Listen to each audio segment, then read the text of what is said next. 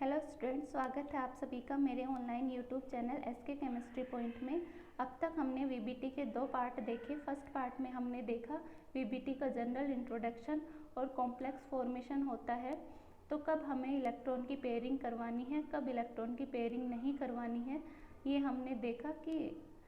और second part में हमने देखा कि कैसे हमें इलेक्ट्रॉन की पेयरिंग करवानी है, कैसे चेंज इन इलेक्ट्रॉनिक कॉन्फ़िगरेशन करना है, जिसमें हमने D4, D5, D6 और D7 में हमने चेंज इन इलेक्ट्रॉनिक कॉन्फ़िगरेशन कैसे करवाना है मेन उसका देखा।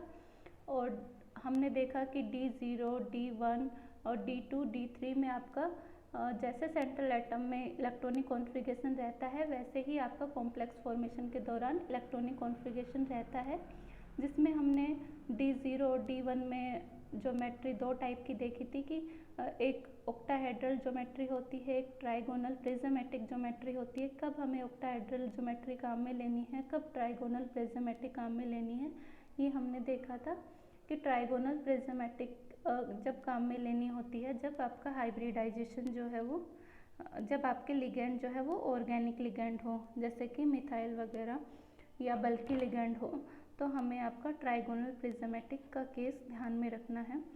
उसके बाद में हमने D8, D9, D10 electronic configuration में देखा कि वहाँ पे हमेशा no change in electronic configuration होता है। तो आज के वीडियो में ये सब हमने बात करी थी कोऑर्डिनेशन नंबर 6 के कॉम्प्लेक्सेस की। अब आज के वीडियो में हम देखेंगे कोऑर्डिनेशन नंबर 4 में क्या हाइब्रिडाइजेशन आपका होता है, क्या ज्योमेट्री होती है। तो कोऑर्डिनेशन नंबर 4 में हमें दो टाइप की ज्योमेट्री देखने को मिलती है, एक टेट्राहेड्रल ज्योमेट्री, दूसरी आपकी होती है स्क्वायर प्लेनर ज्योमेट्री।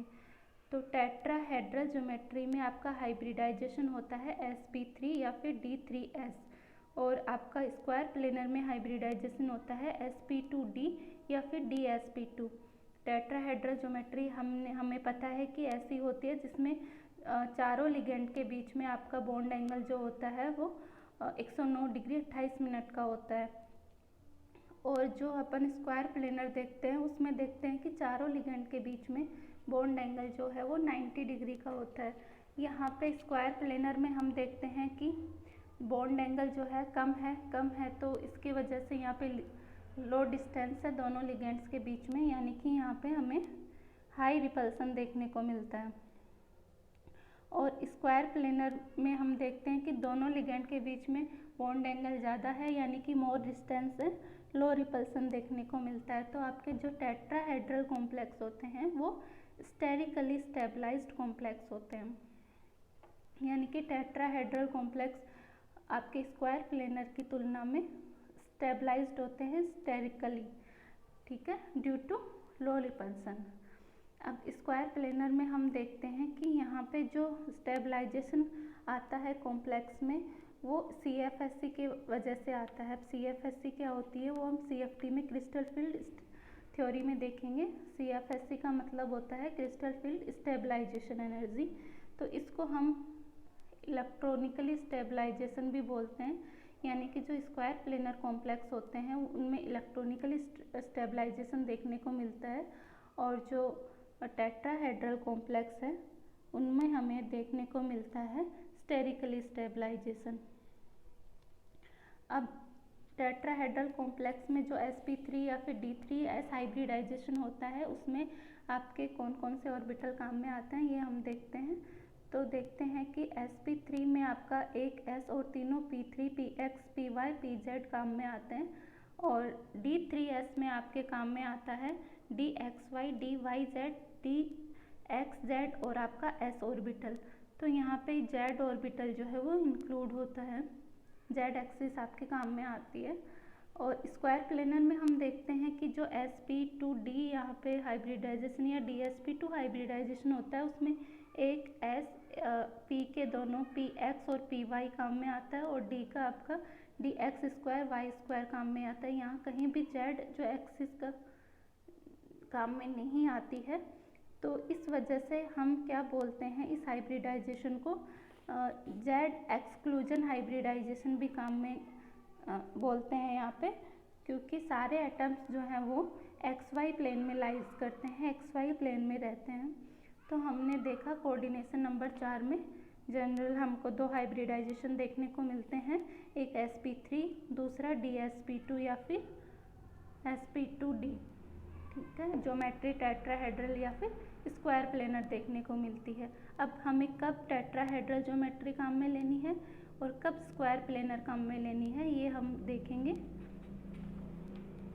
तो हम बात करते हैं यहाँ पे D0 से D10 इलेक्ट्रॉनिक कॉन्फ़िगरेशन में हम देखते हैं कि जो आपका D7 तक का, D0 से D7 तक जो इलेक्ट्रॉनिक कॉन्फ़िगरेशन है, हमेशा वहाँ पे हमें टेट्राहेड्रल ज्योमेट्री देखने को मिलेगी, यानी कि वो हमेशा कॉम्प्लेक्स टेट्राहेड्रल कॉम्प्लेक्स कहलाएंगे। चाहे वो लिगेंड कैसा भी हो, चाहे वीक फील्ड लिगेंड हो या स्ट्रॉन्ग फील्ड लिगेंड हो, कोई से भी हम लिगेंड काम में ले लें। यहाँ पे D0 से आपको D7 तक टेट्राहेड्रल ज्योमेट्री देखने को मिलेगी। और टेट्राहेड्रल में भी हम देखते हैं कि यहाँ पे दो टाइप की ज्योमेट्री हमने देखी थी, दो टाइप का हाइब्रिडाइजेशन देखा था टेट्राहेड्रल में, D3s और sp3। तो कब हमें D3s काम में लेना है और कब sp3 काम में लेना है, तो हमें पता है कि यहाँ पे जो अंदर के D0 से D1 और D2, अंदर के d ऑर्बिटल बढ़िया खाली है, तो खाली है, इस वजह से हमें यहाँ पे D3s ज्योमेट्री काम में लेनी है। D3s हाइब्रिडाइजेशन यहाँ पे काम में आता है। और D3, D4, D5, D6 में हमेशा आपका sp3 हाइब्रिडाइजेशन होता है। और D7 में भी मैक्सिमम जो है आपका sp3 हाइब्रिडाइजेशन ही होती है, यानी कि वहाँ पे भी टेट्राहेड्रल ज्योमेट्री होती है। एक स्पेशल केस इसका ध्यान रखना है, कोबाल्ट का साइनाइड के साथ कॉम्प्लेक्स, तो वहाँ पे हमें स्क्वायर प्लेनर ज्योमेट्री देखने को मिलती है। ये केस हमें ध्यान रखना है, वरना D0 से लेके D7 तक हमेशा टेट्राहेड्रल ज्योमेट्री ही काम में आती है।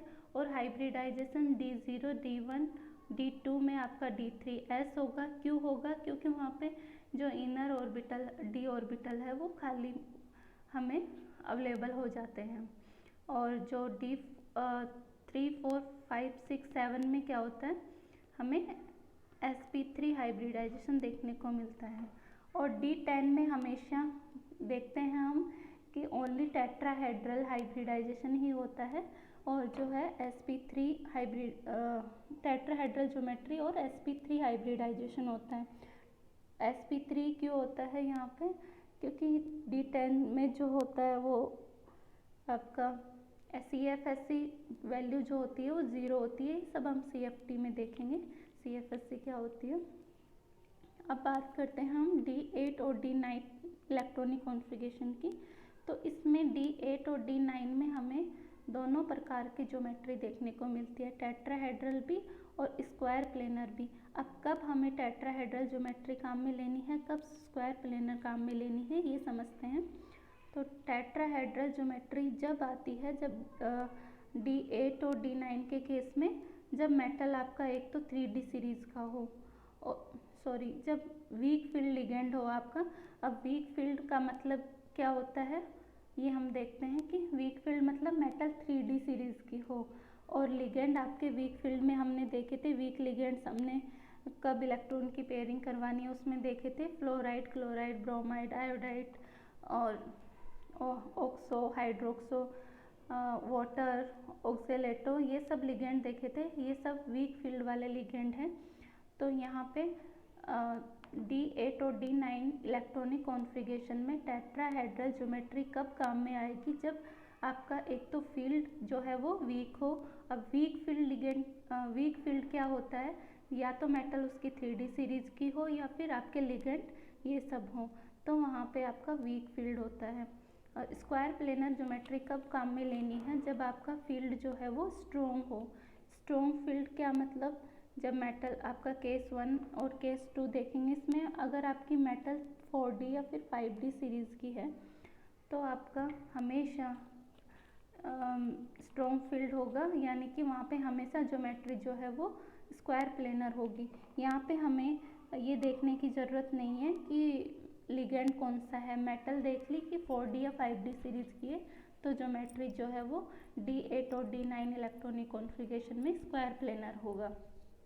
केस 2 में बात करें अगर मेटल 3D सीरीज़ की आ जाती है और उसके साथ में जो वीक फील्ड लिगेंड के अलावा अन्य लिगेंड है जैसे कि अमोनिया वगैरह, तो वहाँ पे हमें स्ट्रॉन्ग फील्ड वाला कॉन्सेप्ट अप्लाई करना है, यानी कि वहाँ पे स्क्वायर प्लेनर ज्योमेट्री लेनी है।